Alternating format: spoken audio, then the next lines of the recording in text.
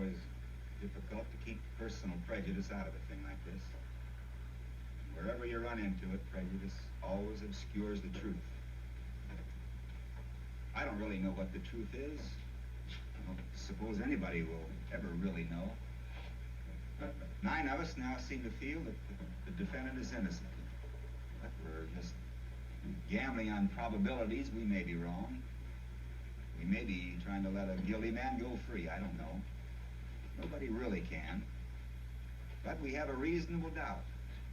And that's something that's very valuable in our system. No jury can declare a man guilty unless it's sure.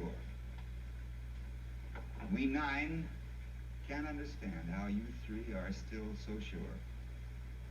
Maybe you can tell us. I'll try.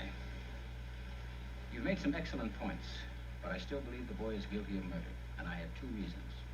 One, the evidence given by the woman across the street who actually saw the murder committed. As far as I'm concerned, that's the most important testimony. And 2, the fact that she described the stabbing by saying she saw the boy raise his arm over his head and stab down into the father's chest. She saw him do it the wrong way. That's absolutely right. Let's talk about this woman for a moment. She said she went to bed about 11 o'clock that night. Her bed was next to the window, and she could look out while lying down and see directly into the boy's room across the street. She tossed and turned for over an hour, unable to sleep. Finally, she turned toward the window at about 10 minutes after 12, and as she looked out, she saw the killing through the windows of a passing L train. She said the lights went out immediately after the killing, but that she got a good look at the boy in the act of stabbing his father. As far as I can see it, this is unshakable testimony. Well, that's the whole case. What do you think?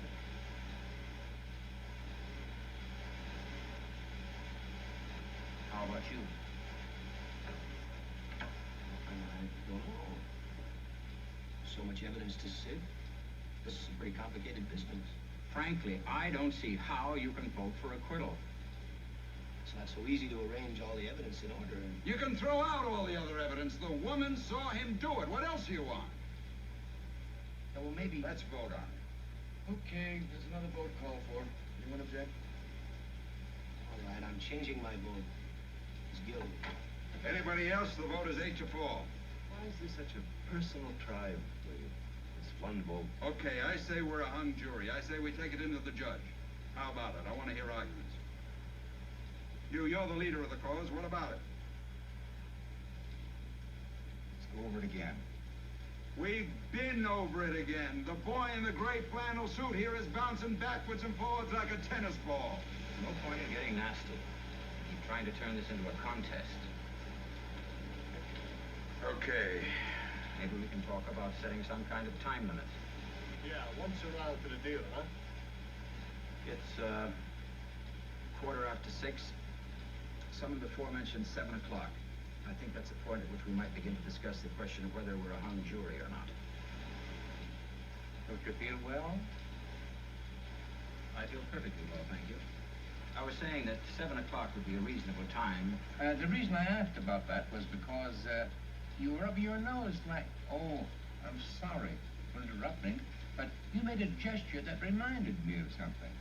I'm trying to settle something here, do you mind? Well, I think this is important. Thank you.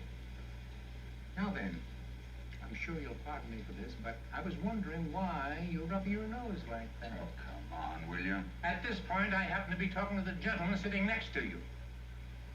Now, why were you rubbing your nose like that? Well, if it's any of your business, I was rubbing it because it bothers me a little. Oh, I'm sorry. Is it because of your eyeglasses? It is. Now, could we get on to something else? Your eyeglasses made those 2 deep impressions in the sides of your nose. I hadn't noticed that before. That must be annoying. It is very annoying. Oh, I wouldn't know about that. I've never worn eyeglasses. 20/20. Listen, will you come on already with the optometrist bit? The woman who testified that she saw the killing had those same marks on the sides of her nose.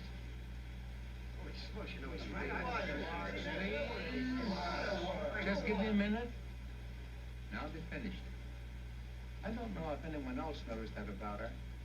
I didn't think of it then, but I've been going over her face in my mind. She had those same marks. She kept rubbing them in court. He's right. Now, she did do that a lot. This woman was about 45 years old. She's making a tremendous effort to look 35 for her first public appearance.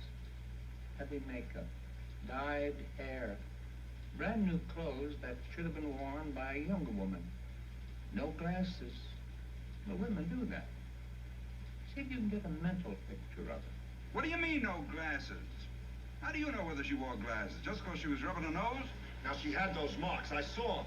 Well, so what? What do you think that means? Listen, I'm getting so sick of your yelling at here. Come on, forget it. Hey, listen. Listen, he's right. I saw them, too. I was the closest one to her. She had these things in the side of her nose. What do you call it on the side? Well, what point are you making here? She had dyed hair, marks on her nose. Well, what does that mean? Could those marks be made by anything other than eyeglasses? No, they couldn't.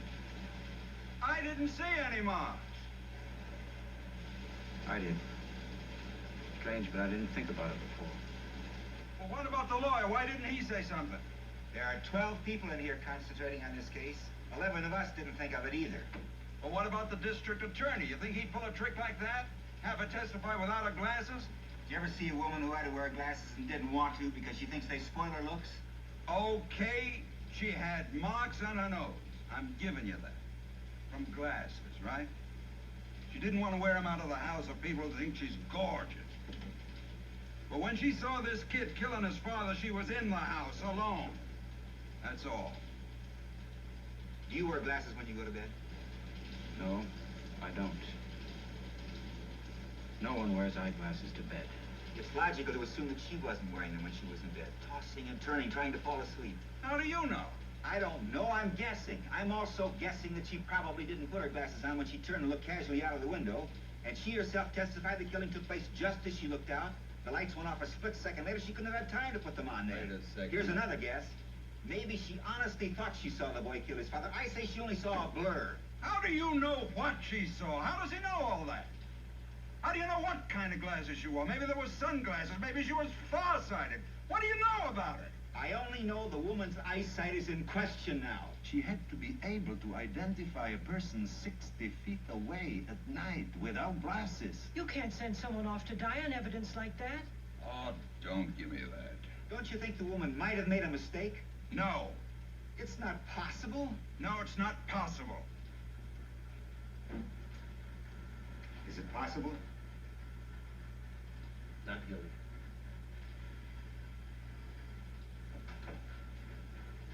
You think he's guilty? I think he's guilty.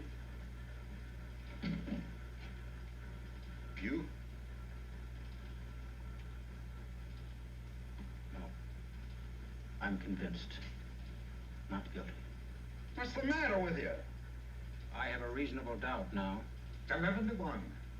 Well, what about all the other evidence? What about all that stuff? The knife, the whole business? You said we could throw out all the other evidence.